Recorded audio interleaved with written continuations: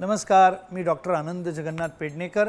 विषय इतकाच होता की गेल्या काही दिवसापूर्वी आपले सन्माननीय पंतप्रधान नरेंद्रजी मोदी यांनी आपल्याला सर्वांना एक आव्हान केलं। त्या आव्हानामध्ये त्यांनी आपल्याला सांगितलं की नव्याने दागिने खरेदी करू नका।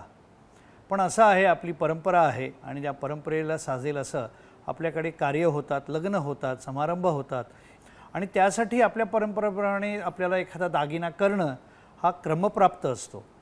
त्याप्रमाणे दागिना नवा जरी विकत घ्यायचा नसला तरी आपल्याकडे आपल्या जुन्या आठवणीतला जो काही दागिना असेल, जो आपल्याकडे आतमध्ये तसाच कित्येक वर्ष आतमध्ये साठवणीत ठेवलेला असेल, असा दागिना, अशी सोन्याची नाणी, इतर चांदी, ह्या सगळ्याचा आपण पुनश्च एकदा वापर करू शकता।